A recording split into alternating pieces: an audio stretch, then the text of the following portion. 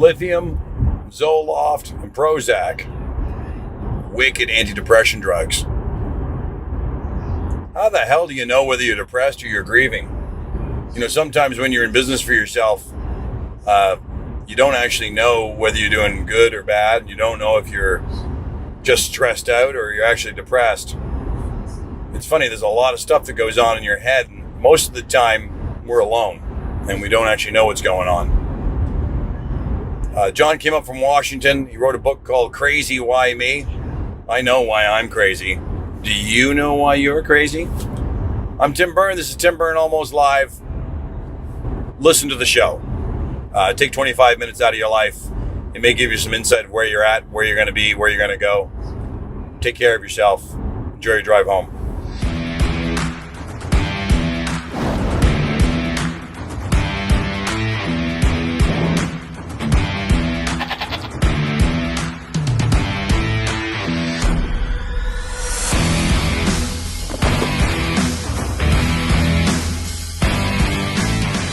Podcast time. Hi, I'm Tim Byrne. This is Tim Byrne Almost Live. It's another Wednesday night, and I am your drive home. I'm fucking tired today. I went out last night with a friend of mine, and who I've been ignoring for 3 months. Right.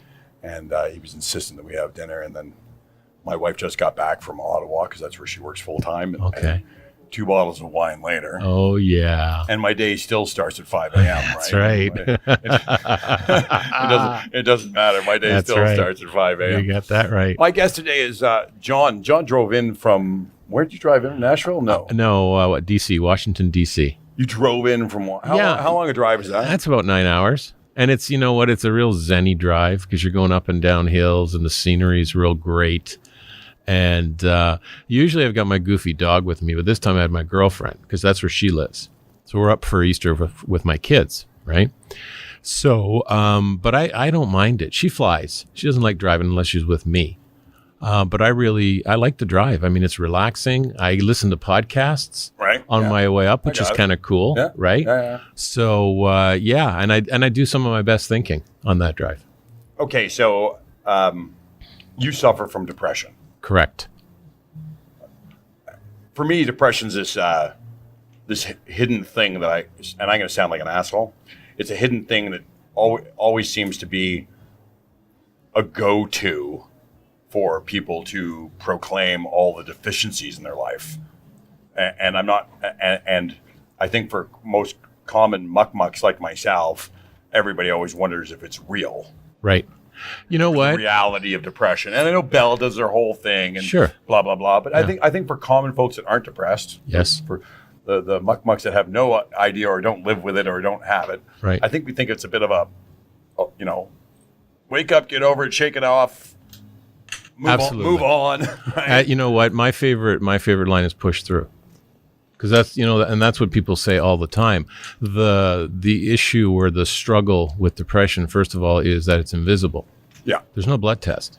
It's not like you can, go to the clinic and they'll take a couple of vials. So how do they diagnose it? Well, there are 10 sort of changes in behavior. And in those 10 changes in behavior, I can tell you most of them. One is top 3. Erratic sleep. Feeling hopeless. Got that. Losing sense of time. I have no sense of time. And the biggest thing for entrepreneurs, the internal narrative, because the internal narrative is what kills you. All right, do me a favor because I'm dumb. Tell me what internal narrative means. What are the stories going on in your head, right? And to somebody that's dealing with depression, those stories are full of fear, full of hopelessness, desperation. Because we don't know how to get out of it. And the real struggle is it happens at any moment. There's no warning. Okay. It's not like your headache comes on. It's just bang, you're there.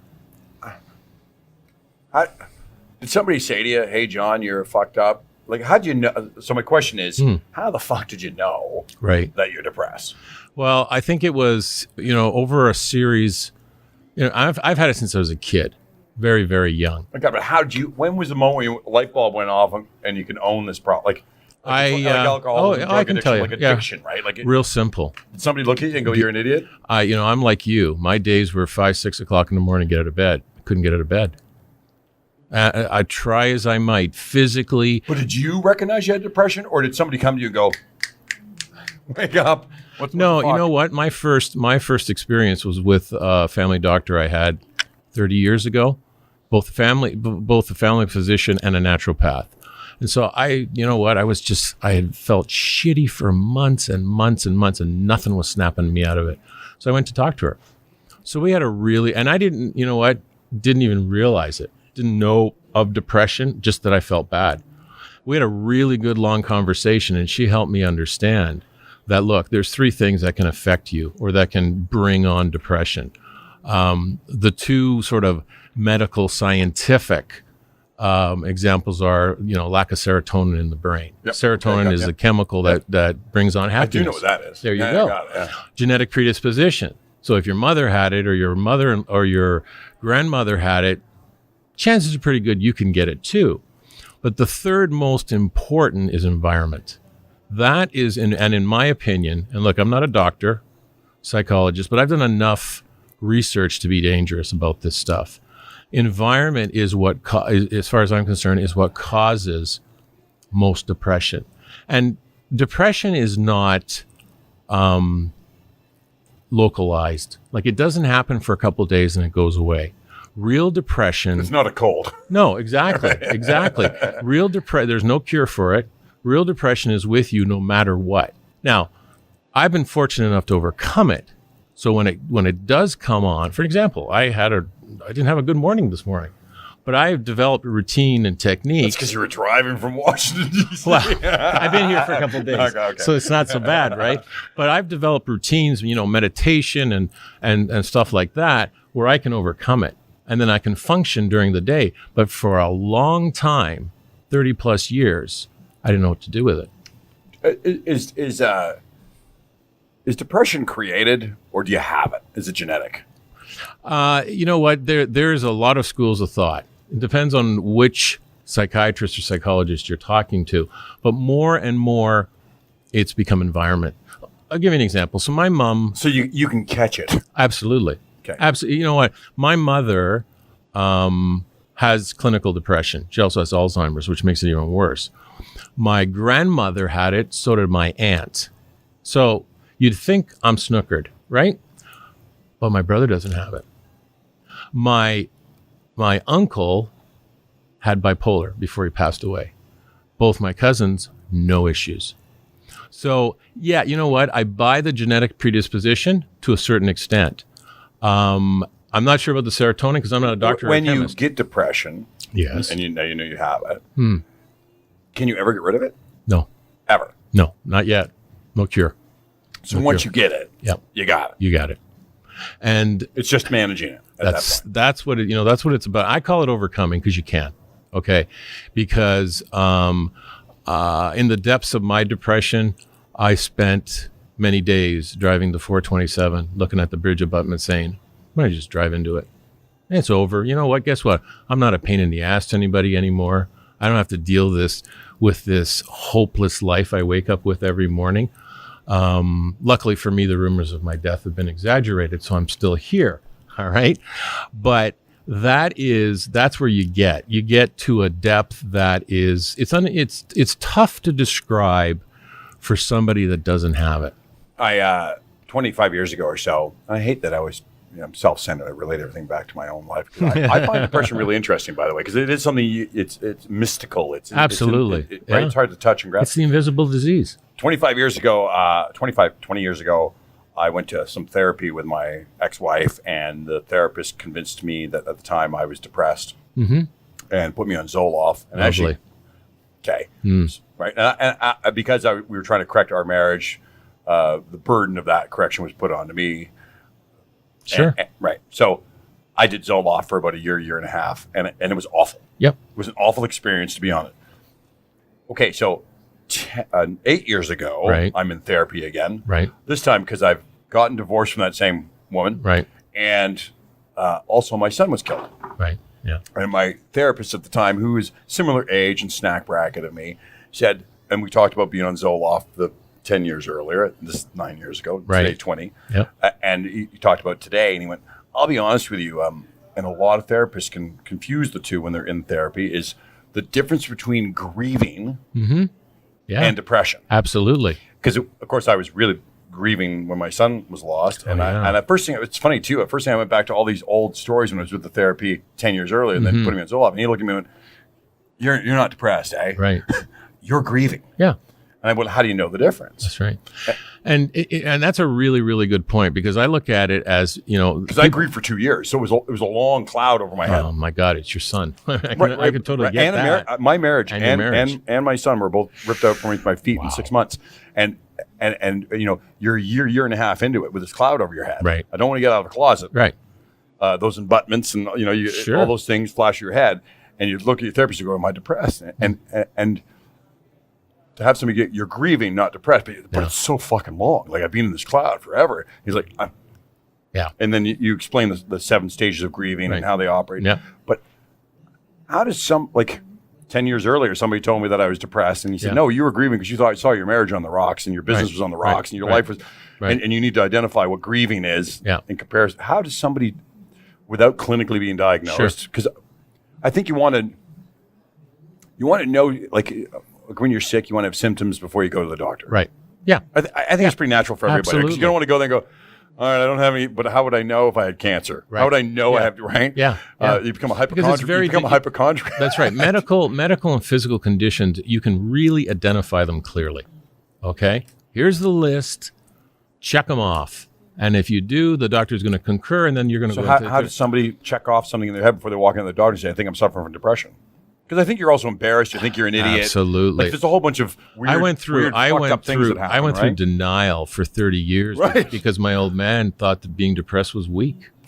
He came from a and listen, he comes by it honestly, because he came from that tough generation. Your old man was probably the same, right? No, totally. Mine was an immigrant, so he came here with nothing and had to work his ass off to get what he got. So a man is a man, okay? Men don't cry, men don't this, right? And so I just bought into it. He said to me, people that are depressed are weak. So I said, okay. So I figured, this is my life. This is the way it's going to be. And when I sat down with the first doctor, and I think that she was probably more enlightened about it than most family doctors, because most family doctors, what they know to do is to give you a script. That's what they know to do. Okay, totally, it's easy. Now when I went for that Zoloft, my family doctor, this wasn't 11 minutes in the room. Oh yeah. I told her what was going on in my therapy session. She wrote the fucking prescription. Yeah. Last time I went, with refills. Yeah, absolutely. And sometimes they ask you, how many do you think you want, right? Yeah. Which to me it's almost like handing somebody a loaded gun, is what it is. When the last time I went to my current family doctor and told her that, look, the stuff I'm on's not working and I'm not feeling really good. God bless her. She's great physically. Okay. She said, okay, look, she opens up her filing cabinet, pulls out three tests that look, I've been photocopied about 100 times. She said, fill these out. Now, I've done enough of these that I can game them, right? But I figured, I'm going to be honest. She does all the math, adds it all up. She goes, you're clinically depressed. Oh, really? How long did that take? 15 minutes. Love that. And we went overtime because our appointments are only 15 minutes. Sure. So then she gets onto the medication database. Oh, why don't we try this? Fills out the script. See you later. That was it. So she writes you a script. So she writes me a script, and adios amigo. And by the way, it'll probably take 2 weeks. And I know that already. Now, that's when the real switch went off in my head. Finally. I mean, you know what? Maybe I think that, my what's the word I'm looking for? My realization only took 57 years. Okay. But a switch went off in my head and said, this isn't right. How in the world can she do this to me? So I went back 2 weeks later. How you feeling? And you're medicated now. I'm medicated. How you feeling? Yeah, all right. But during those 2 weeks, I went online and I started to educate myself. And I saw horror stories, absolute horror stories of people. And the truth is, the most impactful horror story was in my life. That was my mother, who was medicated for 20 years by a family physician. And my dear sweet mother, and my father, he always said to me, she's just weak. But she's the strongest person I have ever met in my life, because depression will manifest itself physically somehow. Eventually. Yeah. Mine is called the black pile. It's like a black steaming pile of shit in my belly. That's my manifestation. And if things get intense, it starts to burn. Okay. You have ulcers? No. I did when I was a kid. That's a whole other podcast. But she had chronic headaches and shoulder pain. Okay. She used to pop a dozen Tylenol 3s a day. A dozen. Like, a weaker person would have died from that type of nonsense. So she spent 20 years with a family doctor medicating her, and she ended up on lithium. After a certain period of time, I said, enough. We need to send her to a psychiatrist is what we need to do. Because at that point, I had realized that the family physician only knows so much. They don't know enough. And if they're worth their salt, they're going to give you a referral. You wrote a book. Yep. It hasn't been published yet. Real soon. What's the name of the book? Crazy. Who, me? It's my journey of overcoming depression. It's really as your a life leader. story, right? Oh, absolutely. Okay, Yeah. so you've owned businesses. Yes. Going back a long time ago, and you told me this on the phone. Your family business was doing $100 million a year. Yeah. Did you smoke it to the ground? No. My brother and I had a philosophical difference of opinion, and I sold my shares. And then unfortunately... Was your philosophical difference of opinions based off of your depression? I would say, no, honestly, seriously, honestly, I spent too many years settling for what he wanted as opposed to saying enough. And the reason it went down, and I'm sure I'll be challenged, but I really don't care at this stage. Right. The reason it went down is because... now, right? Everybody has their own version. Exactly. The reason it went down is because we strayed from the core competency. Sorry, so it did go down. Oh, yeah. You left it. The irony is BDO hired me to do the wind down after I'd been gone for almost 3 years. But you left not only for a difference of opinion, but I would assume you were railed with stress. Oh, I was so burnt out. It was unbelievable. And did you know at that time you were clinically depressed? Oh, yeah. Yeah. And were you properly medicated at that time? I was medicated, but not properly. But here's the rub. Did it make you did it skew your decision-making process because you weren't medicated properly in a highly stressful situation with $100 million business, family, lifestyle, and then bad meds? Did that make... Without a doubt. It fucked your decision-making process, right? You see, because here's the thing. Medication alone will eventually kill you. If you don't have therapy, if you don't have somebody to talk to that is clinically trained. See, that's the problem with family doctors. There's no clinical training. They never sit in front of a person with mental illness. A psychiatrist knows how to do it. Now, there's also issues with psychiatrists as well because, listen, it's easier to medicate than to talk. And you can see more patients that way. However, I met a guy, Dr. Adam Stein, who... And you know what? It's actually a cool story, and I'll tell you because it's good for the listeners to hear this type of stuff. So my family doctor did not initiate a referral. So I said to her, I need to see a psychiatrist. What she told me shocked me because she said, I'll get your referral with 6 to 9 months to get an appointment. And I said, what? That's for everybody and everything. Are you kidding me? That's just not for a psychiatry. That's for every other specialist. I said to her, here I am. I'm struggling big time. And you're telling me 6 to 9 months with my medication. She said, John, I'm sorry, but that's the way it is. I said, all right, how about just a therapist? Just somebody to talk to. Because you know what, Tim, I had read that conversation for somebody with mental illness is critical beyond belief.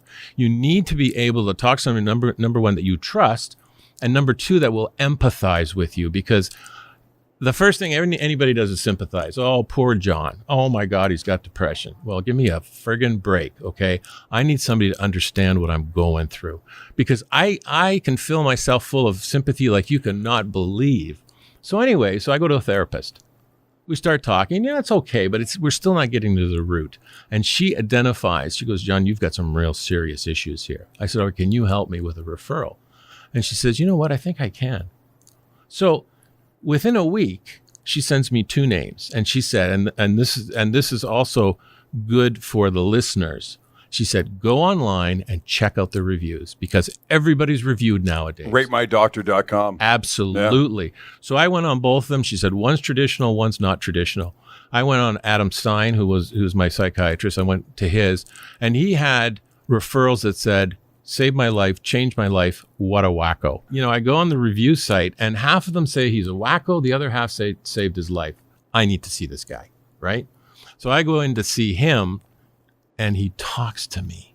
And the first thing he says to me, he said, it's possible to still have depression, overcome it, and not be on medication.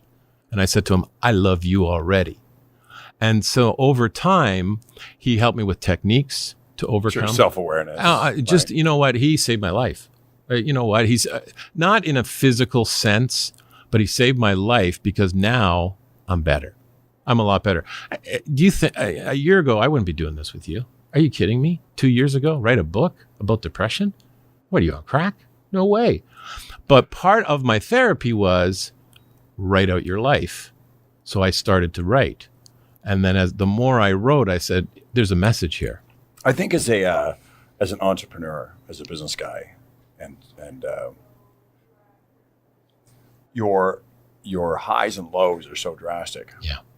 I'm not sure if there's a business guy out there, honestly, who would be able to recognize whether he's depressed or not, because the cycle of emotions you go through on any given day, week, or month are so drastic. Yeah.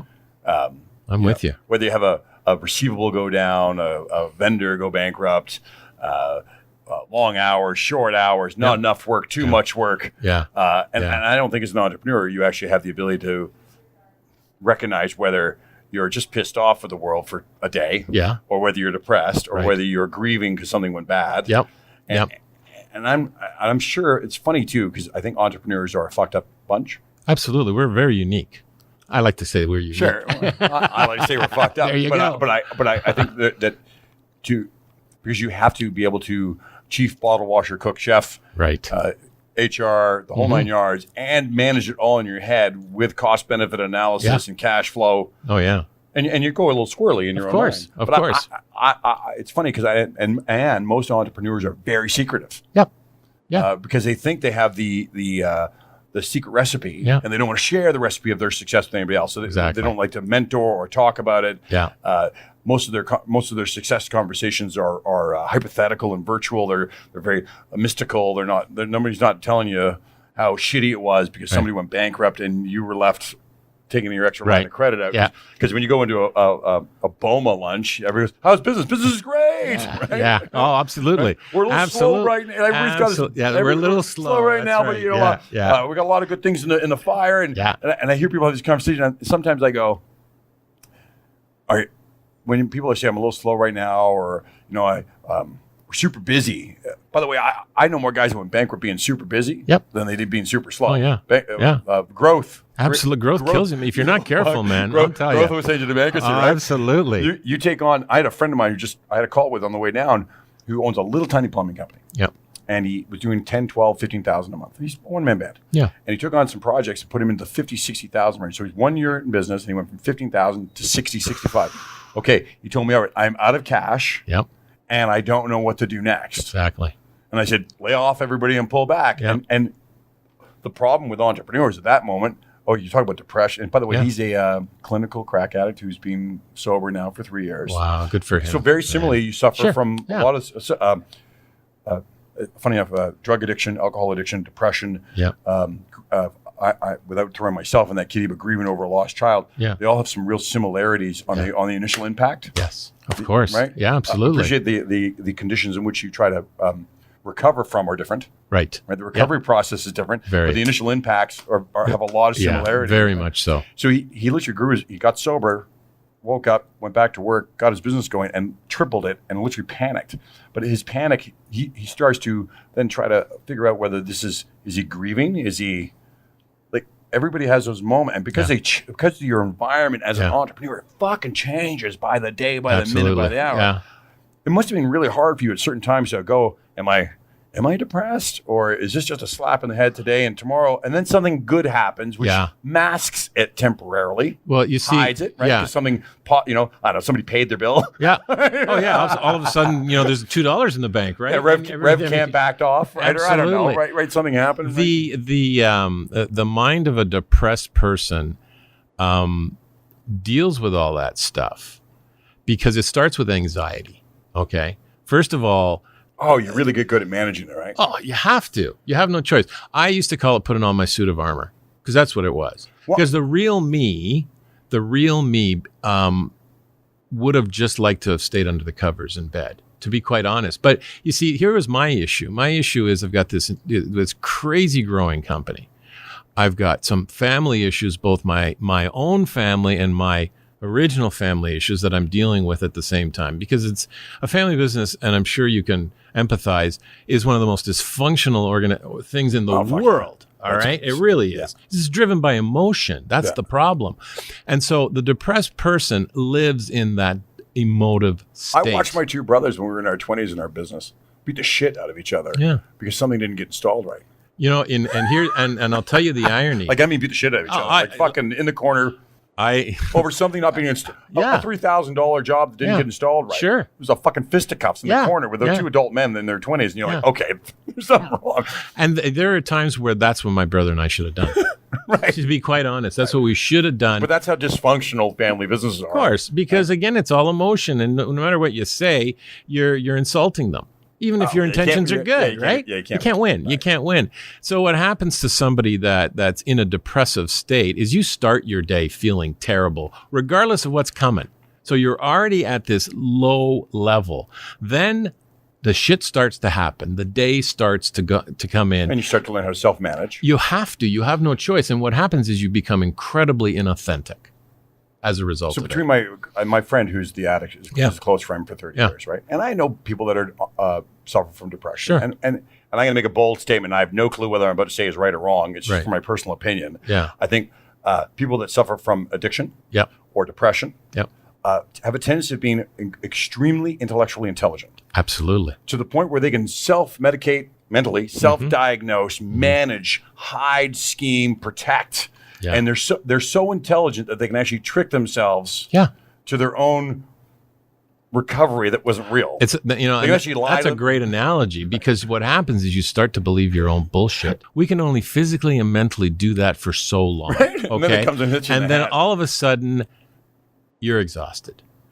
I'll tell you what, I used to get up at 5, 6 o'clock in the morning, burn it for 10, 12 hours a day, come home and be an absolute zombie to my kids and my wife, go to bed and do this 7 days a week. All your energy, and Sunday afternoon, just about after lunch, I'm on the couch for 6 or 7 hours. I can't even move. I'm paralyzed because physically you can only deal with so much. And the other, but see, back in those days, you wouldn't blame the paralyzation on the couch as a means of depression. It was just that you were tired, you were overworked. Yeah, I was depressed. But you're right. But you that's the rational. You rationalize that you're a workaholic and you fucking just burnt yourself out. That's the internal narrative you have going on in your head, and you believe it. And that's the problem. That's where the delusion happens, and that's why you find people that commit suicide and everybody's surprised. Well, and because you're a control freak as an entrepreneur, right?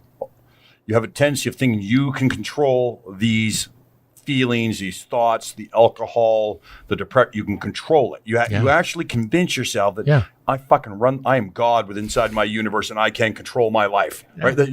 And you literally solidify that standing in the shower in the morning, trying to soak off yesterday's shit and get on today. You've convinced yourself I can make this happen. Absolutely, and we're deluded. Oh, simple. We are completely deluded. But here's the other thing: we are so wrapped up in our own nonsense that we don't realize what we're doing to the people around us. That for me was the biggest travesty of my life, in that my kids didn't get an authentic father. But that's what happens. And then you take a look at because we're so frenetic as leaders, we don't realize what we're doing to the people around us. I had one guy, we've all had the one employee you wish you had 100 of, right? Customers loved him. great estimates, always made money on the job. The guys working for him loved him. Everything. Came to my office one afternoon, crying his eyes out. And he says, I got to leave. I said, why?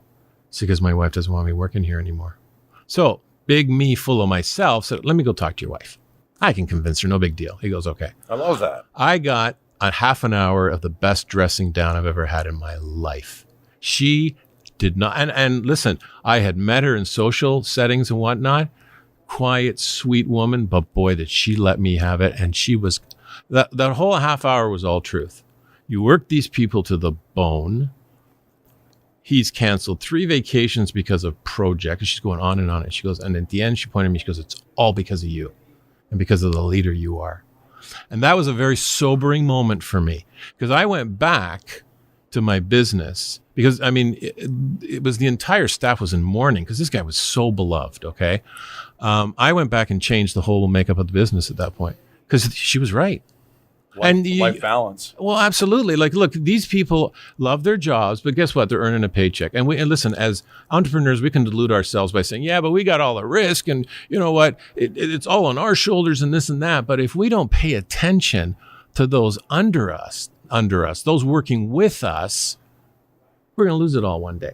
But that woman put me in my place. And thank God for her. And you know what was really interesting? After I left the business, he came back. How do you start the process of writing a book? For me, it was part of therapy. No. What I'm getting is how do you get the fucking first words down on paper, and where do you start? I honestly can't tell you. It just started. I started. Aren't your words you going off in a path? Oh, I did. I'll tell you. I went off on tangents like you would not believe. Yeah, that would be my fears. I get wickedly off on tangents. I have only worked on my book in the last year and a half. I don't coach anybody. I decided after about 2 months in, I said, this is what I have to do, because the best study I've read was by Mornell Chappelle, where 27% of entrepreneurs that were surveyed, about 300 entrepreneurs, claimed they had clinical depression. And how many? 27%. Now, that's a big number already, okay? So 27%. If there's 4 of you in the room, 1 of you has got it, right? However, as an entrepreneur, you have obsessive compulsive behavior, narcissistic tendencies. Yeah, but here's the thing, you got a whole fucking truckload of shit going on. Exactly, but here's the thing, though. If you don't sit down with somebody, I mean, look, if you have an opportunity to have a better life, wouldn't you want to take it? Damn right. Okay, so that's what I want to end this with. And if you're feeling shitty consistently, it's 2 weeks. That's what they're looking for, just 2 weeks. And some of us have been doing it for decades, okay? But if you're feeling shitty consistently, what's it going to cost you? We live in Canada. It doesn't cost you anything to go see a psychiatrist or a therapist. But, and I'll tell you, or even say it out loud to a friend, just to start the dialogue. Because the friend after a while is going to say, you know what? Yeah, I think there might be something wrong. Yeah, you're fucked However, up. www.depressionstresstest.org. Say it again. Say it slower. We know the www. Depressionanxietystresstest.org. Okay. The best. Is that like the Chatelaine magazine of depression, and you got to fill out this thing about it's romance? It's not Chatelaine, man. This is real. Because I actually had my my partner, who's a psychologist, and my psychiatrist take a look at this test, and they think it's one of the best ones ever written. These are professionals. How long does it take to take it? 10 minutes.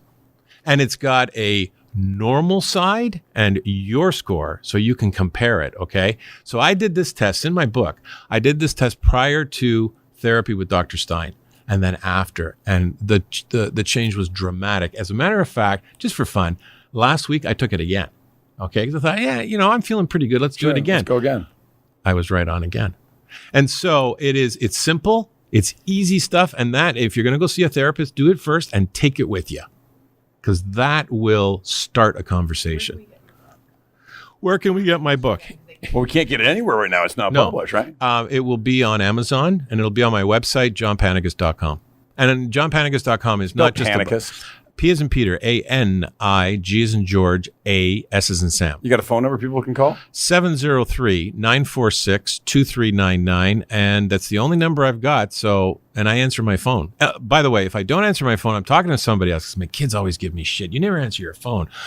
I'm usually talking to somebody else, and I will get back to you. Guaranteed. I tell just people to perpetually call me till they pick up. Well, there's that too. Johnny, thanks for coming in. Hey, listen, I thank you appreciate for it. That having was good me. fun. Thanks I for really driving in appreciate from it. Washington, D.C. Pretty cool. I'm Tim Byrne. This is Tim Byrne Almost Live.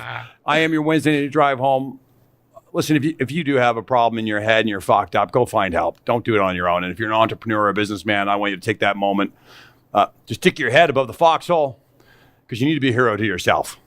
You have a good night. You be safe. So use Stadia Door and Glass. Burn on demand. And, of course, Phil Trek, Chris Blunt, you rock star. Have a good night. Be safe driving home. Sticking your head above the foxhole is the only way you become a hero. I say that all the time after my show. And John is one of those guys that has stuck his head above that foxhole more than once in his life. And I think as an entrepreneur or a businessman, a dad, a father, I think sometimes you feel awfully alone. And I think one thing John taught me in this round, in this interview, was don't be afraid to talk to somebody. Don't be afraid to have somebody you can confide in. And don't ever think that you're alone. Whatever you're going through today, somebody else has already gone through. You just have to be willing and have the courage to stick your head above that foxhole and talk about it. I'm Tim Byrne. This is Tim Byrne Almost Live. You're not crazy. Have a good night.